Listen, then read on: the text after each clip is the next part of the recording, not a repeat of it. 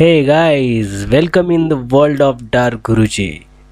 नन्ही चींटी जब दाना लेकर चढ़ती है, चढ़ती दीवारों पर 100 बार फिसलती है। गिरकर चढ़ना, चढ़कर गिरना न करता है, आखिर उसकी मेहनत बेकार नहीं होती। कोशिश करने वालों की कभी हार नहीं होती। दोस्तों, कोशिश करने वालों की कभी हार नहीं होती। सारे सवाल का जवाब सही देकर भी अगर आपको कॉल नहीं आ रहा है ना दोस्तों, तो बहुत गलत बात है। और उसके ज़्यादा गलत और दुख और बुरी बात यह है दोस्तों कि आपको पता भी नहीं चल रहा है कि आपकी गलती क्या है, क्योंकि आपने सारे सवाल सही दिए हैं।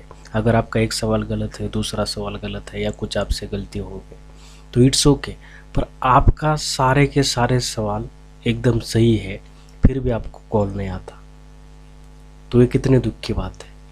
मतलब आपको कॉल आने के बाद जो ये प्रॉब्लम रहती है कि लाइन वेस्ट है, नेटवर्क प्रॉब्लम से जवाब नहीं मिल रहा है, ठीक से बीच में कट रहा है, 4 सेकंड में जवाब नहीं मिल रहा है, या फिर कॉल ड्रॉप हो रहा है, फिर कोई भी कॉन्टैक्ट का रीजंस हो, तो ये तो रीज़न का रीज़न ही नहीं पता, पर आपको कॉल ही नहीं आ रहा है, तो इससे ज़्यादा और दुख क्या हो सकता है दोस्तों। तो गुस्सा तो आएगा ही आएगा दोस्तों फिर बाद में, क्योंकि इतनी मेहनत करके बाद भी अगर आपको फल नहीं मिल रहा है तो फिर क्या करेंगे। तो दोस्तों, हम लोग रहते हैं इंडिया में, चाइना में तो है नहीं ये, क्योंकि चाइना में कैसा होता है आपको तो पता है, चाहे वो कोरोना से हो या फिर 1970 से लेकर, उसको तो पूरी दुनिया को पता है चाइना के बारे में। चाहे हिटलर हो जर्मनी का, फिर इटली का मुसोलिन हो, पर हम इंडिया में रहते हैं, हमारी डेमोक्रेसी है। और हमारे डेमोक्रेसी में दोस्तों यह संविधान है, संविधान के ऊपर पूरा देश चलता है, इतनी मेहनत से बना है। और उन्होंने प्रियम्बल के ऊपर भी क्वेश्चन पूछा है दोस्तों इस टाइम पे। तो दोस्तों, एक लाठी को तोड़ना तो आसान है, लेकिन लाठी के भारे को तोड़ना मुमकिन ही नहीं, लगभग नामुमकिन है दोस्तों। तो बस ये जो कह रहे हैं कि पूरा का पूरा सवाल रैंडमाइजर सॉफ्टवेयर से सिलेक्शन प्रोसेस है, मुझे एक बात बताओ, चाहे यूपीएससी तो मुझे लगता है कि देश से सबसे बड़ी सिविल सर्विसेज एग्ज़ाम है, उससे तो बड़ी कोई एग्ज़ाम नहीं। और छोटे से छोटे भी एग्ज़ाम अगर कोई भी ले लेंगे दोस्तों, कोई प्राइवेट सेक्टर के भी, हर एक एग्ज़ाम का कट ऑफ होता है दोस्तों, हर एक एग्ज़ाम का कट ऑफ होता है कि प्रोसीजर होती है कि इतने इतने देने के बाद, इतने अटेम्प्ट्स करने के बाद इतना कोई क्राइटेरिया। देखो अभी 2 हफ्ते का एग्ज़ाम हुआ है, तो इसमें क्राइटेरिया बन सकता है कि अगर 15 सवालों में से अगर आप एक भी सवाल ड्रॉप करते हो तो भी आपका सिलेक्शन नहीं होगा, या फिर 5 सही देते हो तो आपको पहला कॉल आएगा, या फिर दूसरा आएगा, या फिर सारे के सारे देते हो। तो ऐसा कोई क्राइटेरिया रखा नहीं। तो रैंडमाइजर सॉफ्टवेयर है क्या ये दोस्तों, और ये केबीसी ऐसे ही रूल क्यों डाल रही है, और ये कब से आ रहा है दोस्तों, और हम कब आवाज़ उठाएंगे। क्योंकि हम लोग अभी 21वीं सदी में जी रहे। तो पहले तो सोशल मीडिया नहीं थी, इंटरनेट के सर्विसेज नहीं थी, इतने अवेयरनेस नहीं थे, तो लोगों के पास पढ़ने के लिए साधन नहीं थे।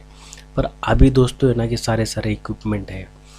पर एक बुरी बात है दोस्तों, अभी मैंने पीडीएफ डाली है, पहले ही 2 एपिसोड में डाल दी थी मैंने, पहले ही 2 रजिस्ट्रेशन के प्रोसेस में, पर आपने कितने लोगों ने पढ़ी है पूरी की पूरी पीडीएफ, क्या टर्म्स एंड कंडीशन है, कितने लोग को पता है दोस्तों। अगर आपको पता नहीं ना, बहुत बुरी बात है। इसी बात का ये केबीसी वाले इतना फ़ायदा उठा रहे हैं, क्योंकि उनको पता है कि इतने सारे पीडीएफ कौन पढ़ेगा दोस्तों।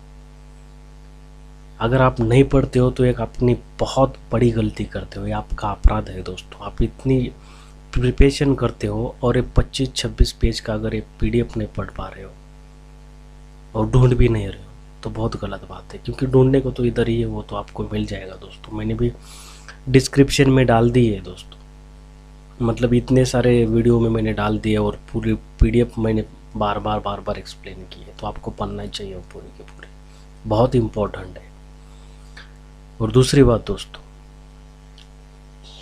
सबसे इम्पोर्टेंट कि तो अगर आप हर साल हर सीज़न में आप सारे के सारे जवाब सही दे रहे हो, फिर भी आपको कॉल नहीं आ रहा है दोस्तों, तो बहुत बहुत ही बुरी बात है दोस्तों। ये आर.के.टी. सर के साथ भी हुआ है, आइले मैम के साथ भी हुआ है।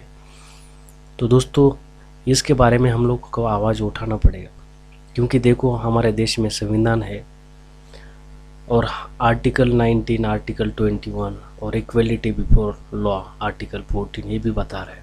आरटीआई है हमारे यहाँ, हमें कुछ करना पड़ेगा, क्योंकि ऐसे ही हाथ में हाथ रख कर और कभी कॉल आएगा ऐसा वेट करके नहीं चलेगा। बॉयकॉट करना पड़ेगा केबीसी को लिटरली दोस्तों। तो इसके लिए आपके साथ बहुत ही इम्पोर्टेंट होगी। और आपको मैं एक रिक्वेस्ट करता हूँ कि ये वीडियो दोस्तों जो भी कंटेस्टेंट है केबीसी के लिए, जो भी पार्टिसिपेट कर रहे हैं और जिन्होंने सारे के सारे जवाब दिए हैं इस सीज़न में और इससे पहले भी सीज़न में, पर उनको अभी तक कॉल नहीं आया, वो सारे कमेंट बॉक्स में जाकर वो उनका स्टेट का नाम लिखेंगे, फिर उनका नाम लिखेंगे और किस डिस्ट्रिक्ट से है वो डिस्ट्रिक्ट लिखेंगे और कितनी बार ट्राई किया है वो भी लिख लेंगे। क्योंकि दोस्तों हम अभी आवाज़ उठाना स्टार्ट कर लेंगे, तो आपकी ये इतनी इन्फॉर्मेशन बहुत इंपॉर्टेंट है ताकि वो लोग को पता चले कितने लोग के साथ नाइंसाफ़ी हो रहे हैं, कितने लोग के साथ फीलिंग के साथ, भावना के साथ हम लोग खेल रहे हैं। सो दोस्तों ये बहुत गलत बात है, क्योंकि रूल्स ठीक क्लियर ही नहीं है। सारे सीधा सीधा आप देख लेंगे, मैं पूरा रूल्स एक्सप्लेन करने वाला हूँ। क्योंकि रैंडमाइजर सॉफ्टवेयर से बोल रहे कभी भी उठा लेंगे, किसी को भी ड्रॉप कर लेंगे, ऐसा नहीं चलेगा दोस्तों। किसी को तो आवाज़ उठाना पड़ेगा तभी ये कुछ तो ठीक होलेगा। फिर ये नीता मैम का अभी का सवाल है कि 3 क्वेश्चन से एक गलत हो गया है, क्या सिलेक्शन होगा प्लीज़ बताएं। मैम उसका भी हम लोग मतलब मैंने PDF में अभी काट दिया, तो उसका भी जवाब आपको मिल जाएगा रेफरेंस की तरफ से, और ऑलरेडी मैंने कमेंट करके भी दिया है मैम, पर फिर भी मैं एक बार रेफरेंस के साथ आपको दे दूँगा, ठीक है। और ये अहिल्या मैम और उनका कन्वर्शन मैंने लास्ट टाइम भी डिस्कस किया था कि कितने इमोशन जुड़े होते हैं कि, और कितने मतलब हम लोग है ना कि सब कुछ त्याग कर रहे हैं, मतलब ऐसा कि हम पूरा हमारी ज़िंदगी निकाल के उस केबीसी में डाल दें, वो लोग को कुछ फ़र्क ही नहीं पड़ रहा है। IVR डाल दिया, रैंडमाइजर सॉफ्टवेयर के हर ऊपर सवाल उठाएंगे। अरे कैसा चलेगा ऐसा? नौटंकी करके तमाशा थोड़ा ही है ये, कुछ देखा चला गया।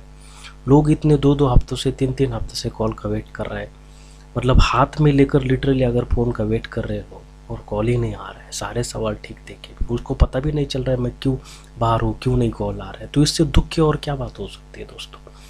तो ये नहीं चलेगा दोस्तों। अभी ये रूल्स एंड रेगुलेशंस हमें बदलना पड़ेगा, और मैं अकेला कुछ नहीं कर सकता दोस्तों। आपको वीडियो को बहुत वायरल करना पड़ेगा, लाइक करके, इस चैनल को सब्सक्राइब करके, कमेंट करके, हर एक ग्रुप में, आपके व्हाट्सएप ग्रुप हो, टेलीग्राम ग्रुप हो, जो भी ग्रुप हो उस ग्रुप में आपको शेयर करना पड़ेगा। हर एक फ्रेंड को आपको पर्सनली बोलना होगा दोस्तों। अगर आप चाहते हो आपको जस्टिस मिले तो आपको इतना करना पड़ेगा, नहीं तो मैं अकेला कुछ नहीं कर सकता दोस्तों। देखो दोस्तों यहाँ पे उन्होंने सीधा मेंशन कर दिया है कि 24 घंटे में रैंडमाइजर सॉफ्टवेयर, मतलब जो वैलिड एंट्री हो आएंगे दिन में, और रैंडमाइजर सॉफ्टवेयर उसे मतलब शॉर्ट लिस्टेड कर देगा। जो भी मतलब एंट्रीज आएगी ना, उसको रैंडमाइजर सॉफ्टवेयर जो भी उनके पास है, वो रैंडमाइजर सॉफ्टवेयर क्या है दोस्तों, लिटरली मजाक बना के दिया है।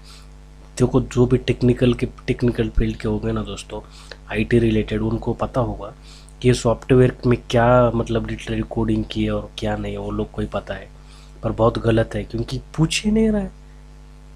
अगर सारे सवाल के जवाब भी देकर अगर उन लोग को कॉल नहीं आ रहा है दोस्तों, तो कितनी गलत बात है। ये नहीं होना चाहिए। और सीधा रैंडमाइजर सॉफ्टवेयर के देखो आगे तो क्या क्या कह रहा है रैंडमाइजर सॉफ्टवेयर और उनका विवेक। देखो कि अगर रैंडमाइजर सॉफ्टवेयर में सपोज सिचुएशन ऐसे बन देते कि 2 कंटेस्टेंट्स है 3rd लेवल में, जब 6500 कंटेस्टेंट को कॉल किया जाएगा, तब से कि जब दोनों को अगर सही जवाब दिए है दोनों ने और एक को कम है, तो जिसको ज़्यादा है उसको पकड़ लेंगे। लेकिन अगर टाइप होता है, दोनों ने भी जवाब सही दिया है दोस्तों, तो उसमें क्या होगा कि फिर वो रैंडम तरह से, रैंडम का एक रेफरेंस लेकर बेस बना के वो लोग ऑडिशन के लिए उसको एंट्री देंगे। नहीं तो फिर उनको उनके हिसाब से जो उन्हें तार्किक लगता है, जो लॉजिकल लगता है, उसे उठा लेंगे। दोस्तों क्या ये मजाक है? आपने भी एग्ज़ाम दी होगी ज़िंदगी में आज तक, चाहे कोई भी एग्ज़ाम हो, बैंकिंग ऐसा कोई पैसे कोई भी यार। मतलब देखो कैसा होता है कि अगर टाइप होता है तो किसी का एज के ऊपर डिपेंड्स रहता है। अगर आप 12th BL के भी कोई PCB या PCF मतलब कोई नीट JEE भी देते होंगे, तो उधर भी कैसा रहता है कि अगर इंजीनियरिंग की रहती है तो मैथ्स के मार्क्स करते हैं काउंट, फिर फिजिक्स, फिर केमिस्ट्री। अगर आप मेडिकल डिपार्टमेंट की देते हो तो पहले बायो के मार्क्स काउंट करते हैं, जब वो टाइप का सिचुएशन बनता है। अगर दूसरी भी कोई सिचुएशंस की बात हो, जैसे कोई बैंकिंग में, तो एज बीच पकड़ते हैं। अगर फिर भी उसमें भी कुछ प्रॉब्लम है, पीसी जैसे कि चलो पकड़ लेते कि इंजीनियरिंग की बात है, मैथ के मार्क्स पकड़ते, फिर उसके बाद एज पकड़ लेते, मतलब जिसका एज ज़्यादा होगा उसको वो सेलेक्ट कर लेंगे, या फिर उसको भी है तो फिर अल्फ़ाबेटिकली करते। तो दोस्तों यहाँ पे कोई है ही नहीं है, सीधा क्या बता रहा है कि हिसाब से कर लेंगे। अरे उनका हिसाब क्या है वो तो पता चलना चाहिए, ये जानना चाहते हैं सारे के सारे। ये बहुत गलत है दोस्तों, क्योंकि किसी ने आवाज़ नहीं उठाई इसलिए ये शो ऐसा ही चल रहा है दोस्तों। और वो लोगों ने खुद डेवलप नहीं किया, आपको पता है वेस्टर्न कंट्री से इंस्पायर्ड है दोस्तों ये। तो इस पे ऊपर बात कर लेंगे, वो बहुत अलग टॉपिक है, पर ये बहुत अब आज ये बात बहुत ही इम्पोर्टेंट है दोस्तों, इसके ऊपर बात करना बहुत ज़रूरत है। तो कॉल की बात करेंगे तो ये नीता मैम के सवाल का जवाब है, क्योंकि इनके पास हक है, वो किसी भी राउंड को किसी को भी कॉल कर सकते हैं। देखो पहले राउंड में चयनित व्यक्ति को दूसरे और उसके बाद के राउंड के लिए चुने, मतलब कंपनी के पास ये अधिकार है उनके पास, मतलब कुछ भी कर सकते हो, किसी को कभी भी कॉल करके बुला सकते हैं। तो नीता मैम आपका कॉल आने के चांसेस है, मतलब इनके हिसाब से और इनकी जो ये टर्म्स एंड कंडीशन है उसके हिसाब से, तो आप रेडी रखो खुद को।